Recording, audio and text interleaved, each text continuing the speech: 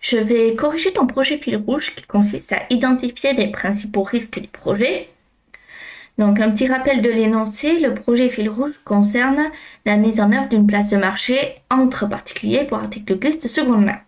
Cette application est faite pour le compte d'une entreprise qui vend des articles de glisse haut de gamme et durables. Dans le cadre de leur démarche éco-responsable, ils désirent prolonger la durée de vie de leur matériel en favorisant la vente entre particuliers, l'entretien et la réparation. Les transactions ne pourront concerner que des articles de la marque. Ils mettent pour cela à votre disposition leur base de données d'articles et d'accessoires associés. Donc ce qu'il faut faire, collecter les besoins, évaluer les risques, identifier les principaux risques du projet pour les catégories techniques, équipe de projet et métier. L'équipe de projet étant constituée d'une seule personne, vous ferez un état des lieux réaliste de vos points forts et points faibles pour la mise en œuvre de ce projet. La partie contexte n'est pas à traiter car le projet est fictif. Pour chaque risque identifié, tentez de proposer une ou plusieurs mesures pour les prévenir. Donc voici ce que tu fais. Donc tout d'abord, quelque chose que je désire dire avant de commencer, c'est faire sous forme de tableau, c'est très bien parce que ainsi on voit très clairement ce dont tu parles. Par contre, moi je l'aurais peut-être organisé différemment, mais après c'est une idée qui m'est propre. C'est là tu as mis la mesure préventive et le risque ici. Moi ce que j'aurais fait, j'aurais mis juste risque ici et mesure préventive et ici risque technique et rajouter une autre colonne avec par exemple écrire enfin bref, organiser un peu différemment. Alors je m'exprime peut-être pas très bien, mais ce que je veux dire c'est au lieu d'avoir quelque chose comme ça serait plutôt un tableau serré, donc comme ceci. Donc si je reprends ton modèle, ça serait ici, donc avoir là comme ceci, donc type de risque, là ici risque, et là ici les mesures. Donc bon, j'ai une colonne en trop.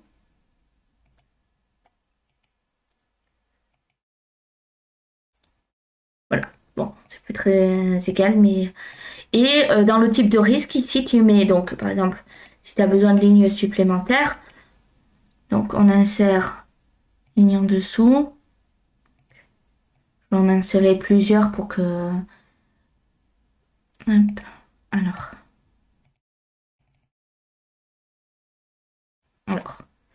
Et voilà. Donc là, comme on peut le voir, ici, le type de risque, ça serait technique. Là, ici, je mettrai équipe de projet, par exemple. Et là, par exemple, métier.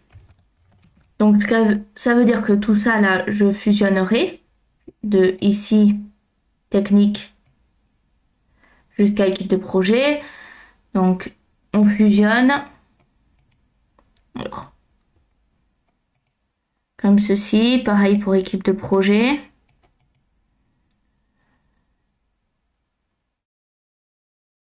Et pareil pour métier.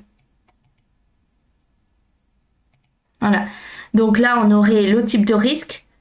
On aurait le risque, par exemple, si équipe de projet, on est tout seul, qu'est-ce que ça impliquerait comme risque? Et qu'est-ce qu'on pourrait faire pour y remédier? Moi, c'est plutôt comme ça que je verrai le tableau. Mais après, l'idée de faire un tableau, c'est déjà une excellente idée. Après, tout est une question d'organisation, de comment la personne voit l'idée. Donc, je vais commencer. Alors, risque technique. Risque 1. Problème de performance de la plateforme. Description. La plateforme pourrait rencontrer des problèmes de performance si elle ne peut pas gérer une augmentation rapide du nombre d'utilisateurs, de transactions et de données produits. Mesures préventives. Choisir une architecture évolutive pour supporter la montée en charge. Test de charge pour identifier et corriger les points faibles en amont. Mise en place de mécanismes de cache pour améliorer la vitesse de la plateforme. Risque 2. Failles de sécurité et cyberattaques. Description. La plateforme peut être victime de piratage mettant en danger la confidentialité des données utilisateurs et les informations bancaires. Mesures préventives. Utiliser un chiffrement SSL pour sécuriser les échanges de données. Intégrer des protocoles de sécurité solides comme l'authentification à deux facteurs, de FA. Test de vulnérabilité régulier pour détecter les failles potentielles. Risque 3. Intégration de systèmes de paiement. Description. L'intégration de systèmes de paiement comme PayPal pourrait rencontrer des problèmes entraînant des erreurs de transaction ou de dysfonctionnement.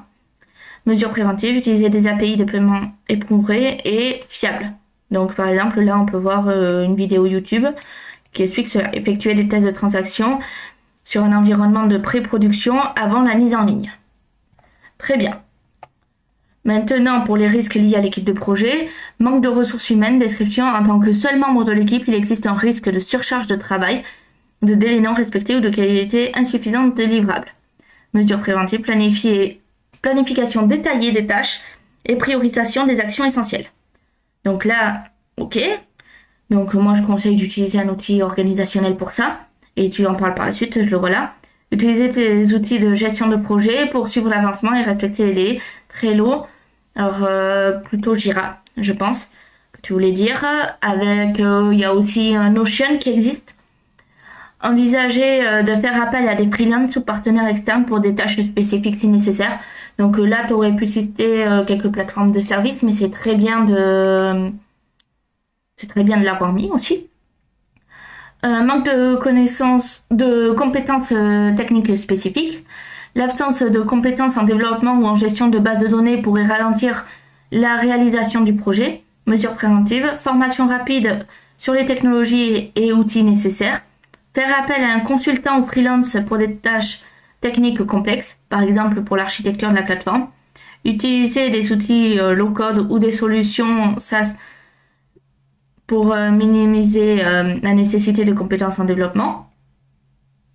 Risque 3. Manque de temps pour le développement et la mise en œuvre. La charge de travail peut devenir trop lourde en raison du manque de personnel dédié.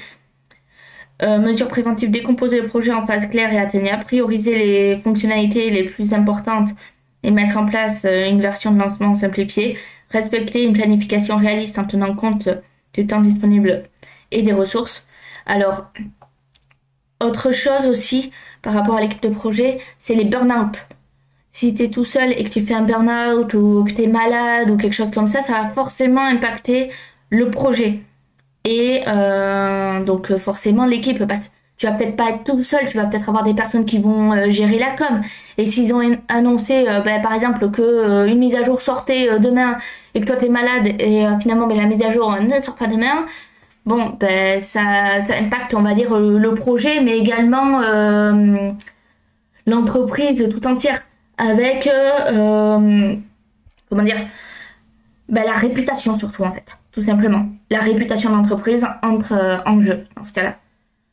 Donc, risque métier, faible adoption de la plateforme. Les utilisateurs, vendeurs et acheteurs pourraient ne pas adopter la plateforme en raison du manque de confiance ou de visibilité.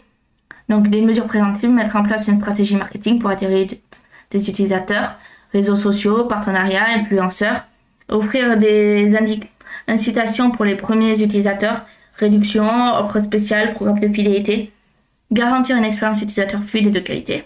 Ok, très bien. Concurrence avec des plateformes établies. Les grandes plateformes de vente d'occasion comme eBay ou Vinted pourraient offrir une concurrence plus forte en termes de notoriété et d'usage. Donc, mesures préventives, différencier la plateforme en mettant l'accent sur l'éco-responsabilité, les produits de qualité ça glisse et l'engagement durable. Développer des partenariats exclusifs avec des magasins ou des organisations pour attirer les utilisateurs. Mais ça peut aussi être des associations, par exemple. Associations qui, par exemple, supposons c'est les articles de glisse montagne ou marin. Et le but, c'est des associations qui protègent les animaux. On peut proposer un partenariat avec l'association au niveau de nos produits. Risque 3, problème de légalité et de conformité. Le projet peut rencontrer des problèmes juridiques liés à la vente de produits d'occasion ou à la gestion de données personnelles des utilisateurs. Donc vérifier la conformité avec le règlement local RGPD, droit de la consommation, etc. Travailler avec un avocat spécialisé pour rédiger les conditions générales de vente et s'assurer que tout est en règle. Alors oui, dans tous les cas, de manière globale, quel que soit le site, moi je recommande de travailler avec un avocat parce qu'on ne sait jamais, même en faisant des recherches, on peut se tromper, on peut oublier des informations, etc. Donc il vaut mieux toujours travailler avec un avocat pour ce genre de détails. Donc point fort et point faible de l'équipe du projet. Donc seul, point fort, compétences en gestion de projet, bonne capacité à s'organiser, planifier et respecter les délais, connaissances en marketing digital, compétences pour promouvoir la plateforme, passion pour l'éco-responsabilité, alignement avec les valeurs du projet. Très bien. Point faible, manque de compétences techniques avancées, développement web, sécurité, ressources limitées, absence de l'équipe pour partager la charge de travail, et même par exemple pour faire relire son code, tout simplement. Parce que quand on code, en fait, il faut toujours quelqu'un pour relire le code. Dans l'idéal, ça serait mieux encore que la personne teste le code pour vérifier que ça fonctionne bien. Mais là, si on est tout seul, on est tout seul. Donc, temps limité pour la mise en œuvre complète du projet, surtout avec une seule personne en charge du projet.